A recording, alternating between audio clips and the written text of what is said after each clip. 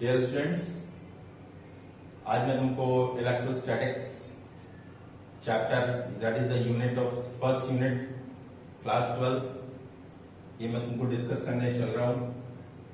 और ये लेक्चर मेरा क्लास 12 के लिए बेनिफिशियल बहुत ज्यादा है, लेकिन उसके साथ साथ क्लास 10 के बच्चों के लिए भी बेनिफिशियल है, क्योंकि 10th और 12th का जो कोर्स होता है वो लगभग सेम रहता है, बट स्टैंडर्ड बिलो रहता है 10th क्लास का, और यहाँ पे स्टैंडर्ड की कोई वैल्यू ही नहीं है। अब जितना चाहो उतना डीप में आप पढ़ सकते हो। मैं कोशिश ये करने चल रहा हूँ कि आपको हर टॉपिक अच्छी तरह से क्लियर हो और आपको समझ में आए। तो किसी भी सब्सटेंस के इलेक्ट्रिक नेचर के बारे में जानने के लिए, वैसे कॉमनली क्या होता है कि सब्सटेंस क्या होता है, न्यूट्रल होता है, उस पर किसी तरह का कोई भी चार्ज नहीं होता। जब कोई चार्ज नहीं होता तो चार्ज आता कैसे है, क्यों ऐसा होता है, तो इसके लिए हमको एक एटॉमिक थ्योरी है, उस एटॉमिक थ्योरी को कंसंट्रेट करना पड़ेगा तुम लोगों को, तभी तुमको इसके बारे में अच्छी तरह से समझ में आएगा। और देखो, ये मेरा लेक्चर को तुम पूरा देखोगे, ये नहीं कि 1 मिनट देखा खत्म कर दिया, मजा नहीं आया। मजा पाने के लिए पूरा लेक्चर को देखना पड़ेगा थॉरोली, तो कंसेप्ट तुम्हारा बहुत अच्छी तरह से क्लियर होता चला जाएगा। तो देखो बेटा, सब्सटेंस की जो सबसे छोटी यूनिट होती है वो एटम, और एटम के अंदर क्या होता है, इसके 2 पार्ट होते हैं। एक इसका middle part of the atom, जिसको हम लोग न्यूक्लियस कहते हैं, जिसके अंदर प्रोटॉन और न्यूट्रॉन रहते हैं, और जो इलेक्ट्रॉन्स होते हैं which are revolving around the nucleus. यहां पर सबसे बड़ी बात यह है कि जितना न्यूक्लियस के अंदर प्रोटॉन होगा, नंबर ऑफ प्रोटॉन्स होंगे, उतने ही electrons are revolving around the nucleus, जिससे कि जो नेट चार्ज होता है एटम का वो 0 होता है। इसीलिए हम लोग कहते क्या है कि एटम क्या है, न्यूट्रल है। तो जब एटम न्यूट्रल है तो यदि हम लोग उसके बड़े उस पे जाते हैं, स्कोप में जाते हैं, तो हम लोग इसी तरह से कह सकते हैं कि सब्सटेंस भी क्या होता है, न्यूट्रल होता है। अब एटम चार्ज कैसे हो जाता है, तो जब हम एनर्जी का यहां पे कंसेप्ट होता है कि जब हम किसी भी एटम को एनर्जी देते हैं तो वो एटम एनर्जी गेन करता है, और जब एटम एनर्जी गेन करेगा तो अपने अंदर से इलेक्ट्रॉन को रिलीज करेगा। तो जो एटम, इसका मतलब क्या होगा कि एनर्जी को गेन करने पर इलेक्ट्रॉन एटम रिलीज करता है। तो जब इलेक्ट्रॉन जो है लूज करता है, यानी इलेक्ट्रॉन एमिट हो गया एटम में से, तो अब यहां पर सबसे बड़ी बात यह है कि कुछ ऐसे भी तो एटम होते हैं जो कि इलेक्ट्रॉन को गेन करते हैं, और जब वो इलेक्ट्रॉन को गेन करेंगे तो वो एनर्जी को क्या करेंगे, रिलीज करेंगे। एनर्जी को क्या करेंगे भाई, देखो रिलीज ही तो करेंगे ना। जब कोई भी एटम इलेक्ट्रॉन को गेन करेगा तो इसका मतलब है वो एनर्जी को रिलीज करेगा। अब यदि हम ए और बी 2 ऐसे मटेरियल सब्सटेंस ले लें, ए और बी, सपोज करो कि मैंने कहा कि एक मटेरियल सब्सटेंस ए है, एक मटेरियल सब्सटेंस बी। जब दोनों सब्सटेंस को एक दूसरे के ऊपर रब करें, when we are rub A and B with each other, तो one substance releasing energy and other substance gaining energy. तो जो सब्सटेंस एनर्जी को रिलीज कर रहा है वो इलेक्ट्रॉन को क्या करेगा, गेन करेगा, और जो सब्सटेंस एनर्जी को गेन कर रहा है वो इलेक्ट्रॉन को लूज करेगा। यानी कि यदि हम ए और बी 2 सब्सटेंस को हमने रब किया विद ईच अदर, तो जो ए जो है वो एनर्जी को गेन कर रहा है और बी जो है एनर्जी को रिलीज कर रहा है।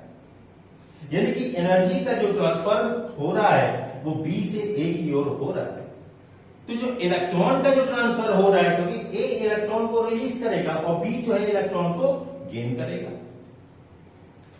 तो इसका मतलब क्या हुआ कि जो इलेक्ट्रॉन को लूज करता है उसका नेचर इलेक्ट्रिकली पॉजिटिव कैरेक्टर का हो जाता है, और जो इलेक्ट्रॉन को गेन करता है उसका नेचर कैसा हो जाता है, नेगेटिव हो जाता है। तो जब एनर्जी का ट्रांसफर, वास्तव में क्या है कि एनर्जी का ट्रांसफर हो रहा है, तो एनर्जी के ट्रांसफर होने से इलेक्ट्रॉन गेन हो रहा है और इलेक्ट्रॉन रिलीज हो रहा है। तो जब हम लोग इसकी बात करते हैं कि भाई कौन सब्सटेंस पॉजिटिव है, कौन सब्सटेंस नेगेटिव है, किस पे कौन सा चार्ज आएगा, कौन सा चार्ज नहीं आएगा। अब यहां पर सबसे बड़ी बात है कि चार्ज है क्या। तो चार्ज क्या है वास्तव में कि it is the fundamental intrinsic property of material substance. ठीक है ना, समझ में नहीं बात आई। It is the fundamental intrinsic property of material substance due to transfer of electron from one material substance to another material substance. यानी कि एक मटेरियल सब्सटेंस से दूसरे मटेरियल सब्सटेंस में जब इलेक्ट्रॉन का ट्रांसफर होता है तो उससे क्या होता है, बॉडी क्या होती है, चार्ज हो जाती है। दो बॉडीज लोगे, दो मटेरियल सब्सटेंस की बॉडीज लोगे तो वो चार्ज हो जाएगा। तो चार्ज क्या है, फंडामेंटल इंट्रिंसिक प्रॉपर्टी है।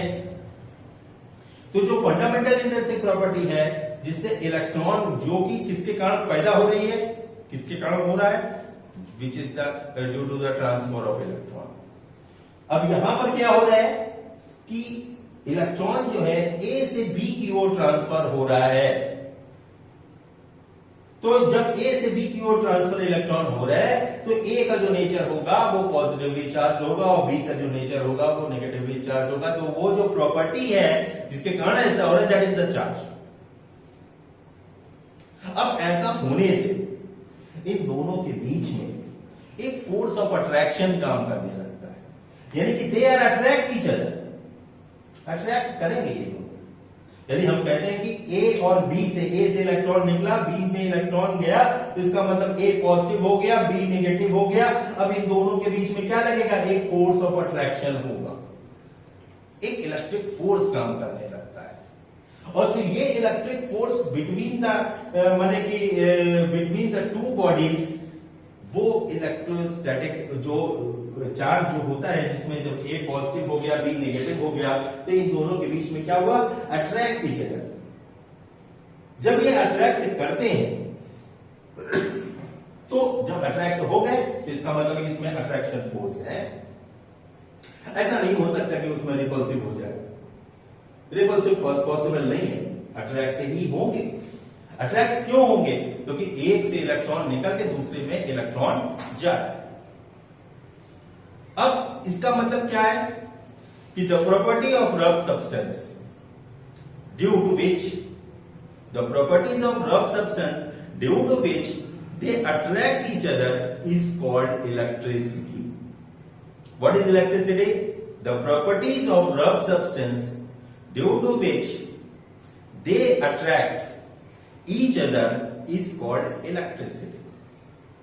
अब ये इलेक्ट्रिसिटी डेवलप कैसे हुई, जो कि मैं तुमको पहले से ऑलरेडी डिस्कस कर दिया कि ये क्या होता है कि अब आपने क्या किया, when we rubbed two substance with each other, तो due to friction energy create होगी। और वो जो एनर्जी क्रिएट हो रही है वो एक सब्सटेंस से एनर्जी निकल रही है, दूसरे सब्सटेंस में एनर्जी जा रही है। तो जिसमें से एनर्जी निकल रही है और जिसमें एनर्जी जा रही है, तो जो सब्सटेंस ए है जो एनर्जी गेनिंग है वो इलेक्ट्रॉन को लूज करेगा, और जिस वाले बी में क्या होगा, वो इलेक्ट्रॉन को गेन करेगा क्योंकि वहां पे एनर्जी रिलीज हो रही है। अब जब हम लोगों ने इसके नेचर को देख लिया, इसी को हम लोग बेटा फ्रिक्शनल इलेक्ट्रिसिटी भी कहते हैं। जो ये एनर्जी है that is called frictional energy, frictional electricity भी इसको हम लोग कह सकते हैं। अब इसके बाद हम लोग बात करते हैं क्या नाम से इलेक्ट्रोस्टैटिक्स। इलेक्ट्रोस्टैटिक्स क्या है, ये फिजिक्स की एक ऐसी ब्रांच होती है जिसमें हम चार्जेस का स्टडी तो करेंगे, लेकिन वो चार्जेस की स्टडी एट रेस्ट पे होगी, यानी कि चार्ज मोशन नहीं करेगा, इसमें चार्ज क्या रहेगा, रेस्ट में ही रहेगा।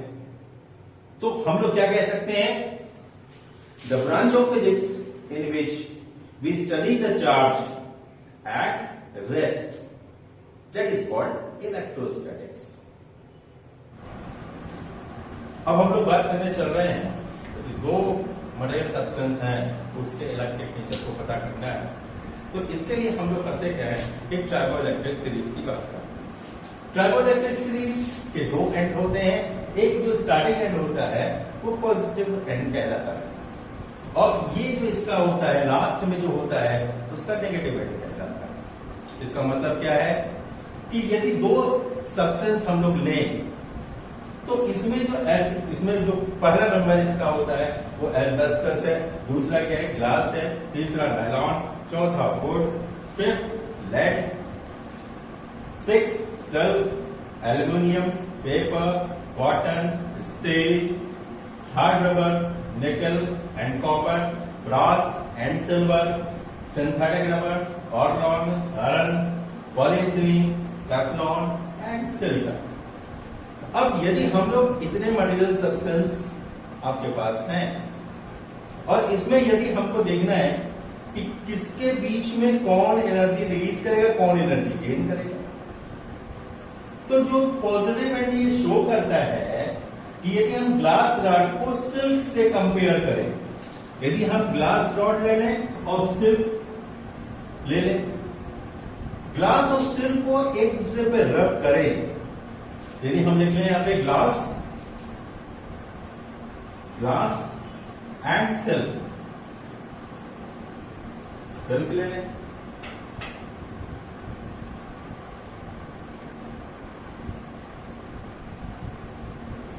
जब हम दोनों को लेते हैं तो इसमें क्या करते हैं, जब हम इसको रब करेंगे तो ग्लास रॉड का जो करेक्टर है वो पॉजिटिव करेक्टर का चार्ज इस पे आएगा, इस पे नेगेटिव करेक्टर का चार्ज आएगा। इसका मतलब एनर्जी का ट्रांसफर कहां से हो रहा है, सिल्क से ग्लास रॉड में जा रहा है। तो इसका मतलब कि जो एंड उसका पॉजिटिव है वो इलेक्ट्रॉन लूजिंग करेक्टर का होगा और जो इसका एंड सबसे लास्ट वाला सिलिकॉन है वो इलेक्ट्रॉन गेनिंग करेक्टर का होगा। यदि हम इसी सीरीज को ध्यान में रखें तो हम ये पता कर सकते हैं कि कौन मटेरियल सब्सटेंस पॉजिटिव करेक्टर का होगा, किस पे पॉजिटिव चार्ज आएगा, किस पे नेगेटिव चार्ज आएगा।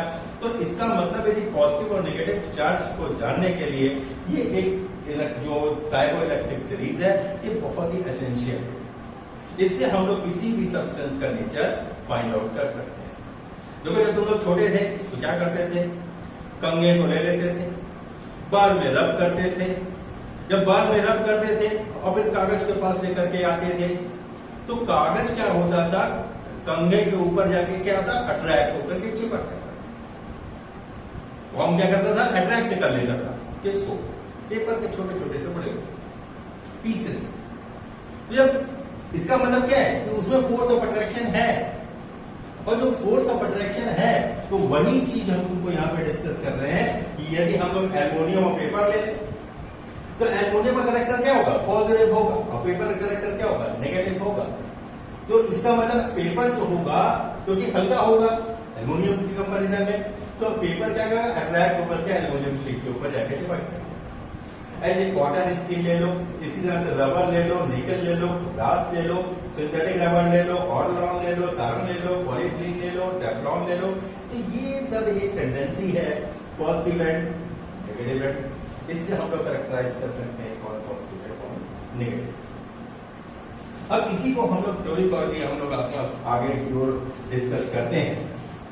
तो जब हम डिस्कस करेंगे तो हम लोग ये देखते हैं कि चार्ज, जैसे हम लोग क्या कहते हैं कि ये क्या है कि जैसे कोई मटेरियल सब्सटेंस है, कोई मेटालिक प्लेट है, इस मेटालिक प्लेट के ऊपर मैं तुमसे बोलूं कि if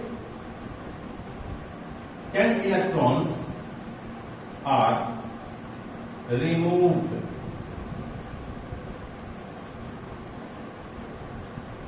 from the metal surface, what is the nature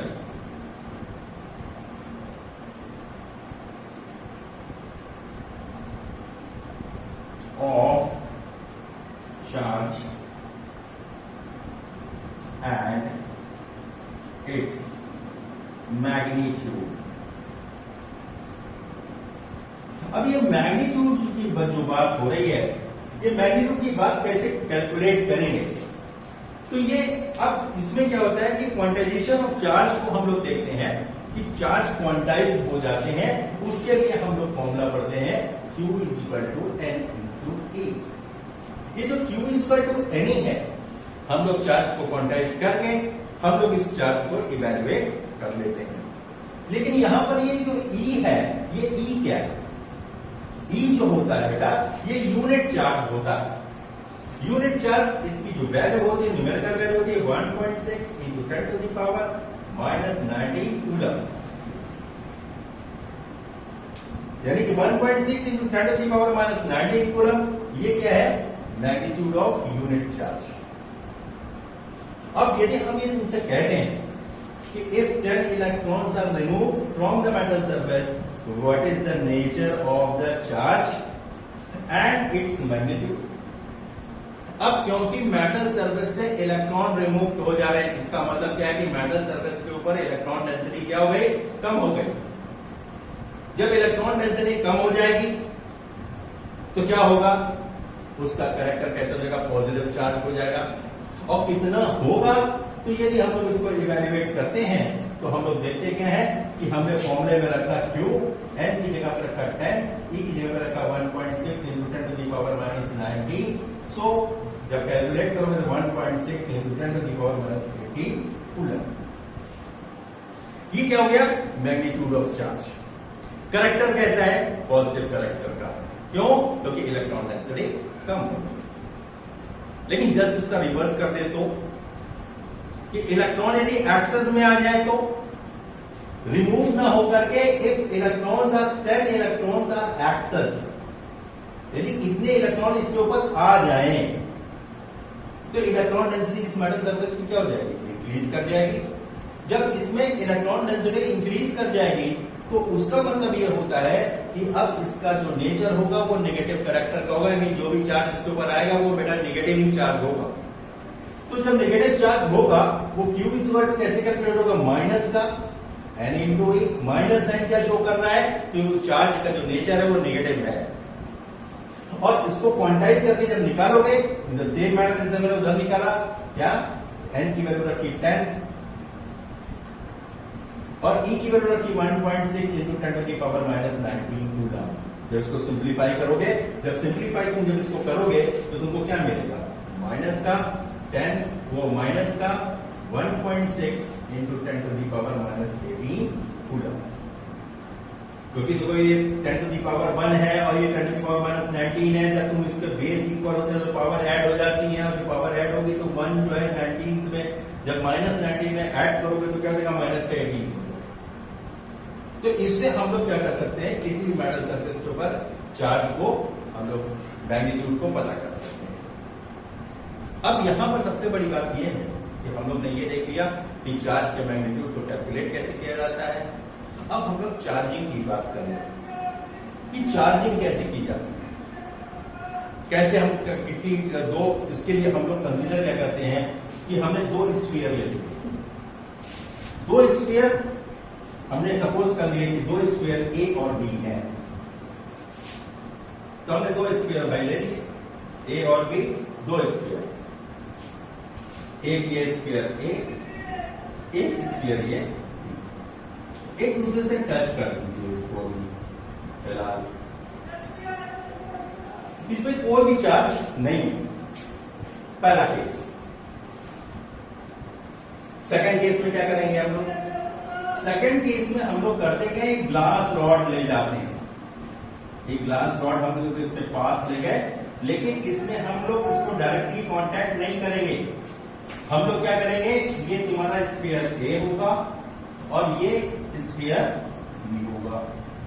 तो ड्यू टू इंडक्शन क्या होगा? ड्यू टू इंडक्शन ये क्या करेगा कि नेगेटिव चार्ज को अपनी ओर अट्रैक्ट कर लेगा, उतना ही सेम अमाउंट पे इस पे क्या हो जाएगा? पॉजिटिव चार्ज इंक्लूड हो जाएगा। जो कितना बढ़िया चीज है। अभी क्या है? इलेक्ट्रिकली न्यूट्रल है। फिर मैंने क्या किया? ग्लास रॉड को इंट्रोड्यूस किया। जब ग्लास रॉड को इंट्रोड्यूस किया तो ड्यू टू इंडक्शन, इंडक्शन में क्या होगा कि ये इसके इलेक्ट्रॉन को अपनी ओर क्या करेगा? अट्रैक्ट करेगा।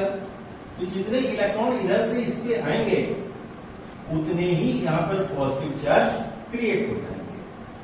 और जब ये पॉजिटिव चार्ज बेटा क्रिएट हो जाएंगे तो उसके बाद हम लोग क्या करते हैं? हम लोग करते ये हैं कि इन दोनों स्फीयर को सेपरेट कर लेते हैं। सेपरेट किया जब मैंने इसको कैसे सेपरेट किया? मैंने मैंने क्या किया कि दोनों स्क्वायर को सेपरेट कर दिया। केस